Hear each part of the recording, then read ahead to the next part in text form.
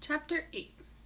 Winn-Dixie's bald spots started growing fur, and the fur that he had to begin with started looking shiny and healthy. And he didn't limp anymore, and you could tell that he was proud of looking so good, proud of not looking like a stray. I thought what he needed most was a collar and a leash, so I went into Gertrude's Pets, where there were fish and snakes and mice and lizards and gerbils and pet supplies, and I found a real handsome red leather collar with a matching leash. Winn-Dixie was not allowed to come inside the store. There was a big sign on the door that said, "No dogs allowed." So I held the collar and the leash up to the window, and Winn-Dixie, who was standing on the other side of the window, pulled up his lip and showed me his teeth, and sneezed and wagged his tail something furious, so I knew he absolutely loved that leash and collar combination. But it was very expensive. I decided to explain my situation to the man behind the counter. I said, "I don't get a big enough allowance to afford something this fancy, but I love this collar and leash, so does my dog, and I was thinking that maybe you could set me up on an installment plan." "Installment plan?" said the man. "Gertrude," somebody screamed in a real irritating voice. I looked around. It was a parrot. She was sitting on top of one of the fish tanks looking right at me. "An installment plan," I said, ignoring the parrot. "You know, where I promise to give you my allowance every week and you give me the leash and the collar now?" "I don't think I can do that," said the man. He shook his head. "No, the owner, she wouldn't like that." He looked down at the counter. He wouldn't look at me. He had thick black hair and it was slicked back like Elvis Presley's. He had on a name tag that said Otis.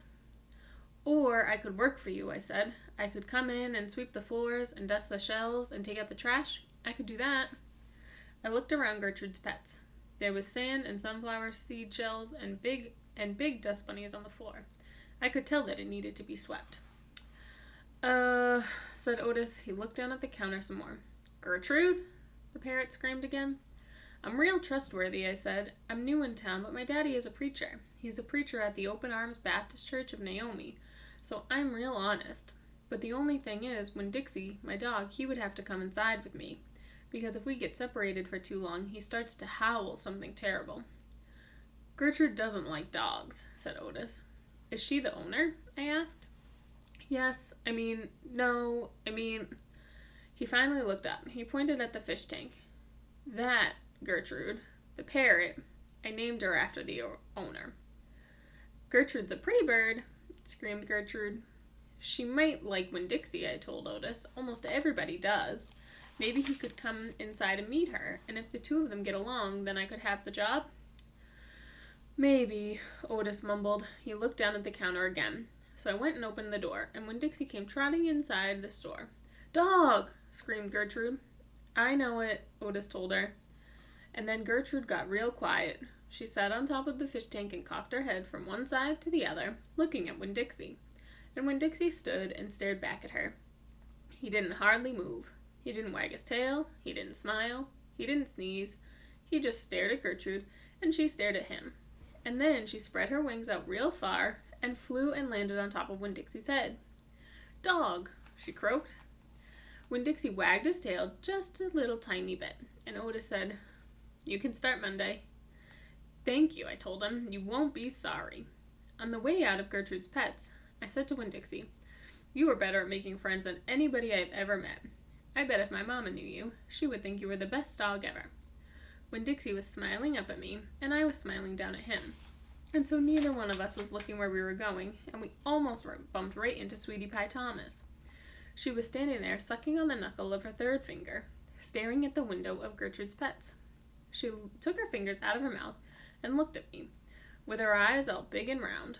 "Was that bird sitting on that dog's head?" she asked. She had her hair tied up in a ponytail with a pink ribbon.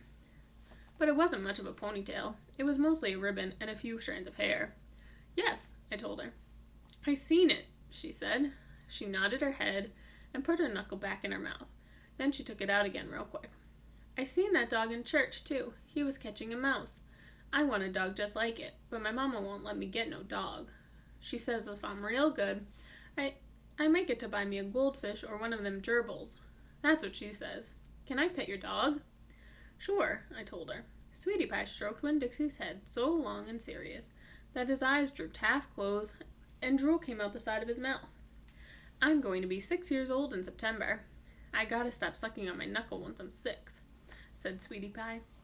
I'm having a party. Do you want to come to my party? The theme is pink. Sure, I told her. Can this dog come? She asked.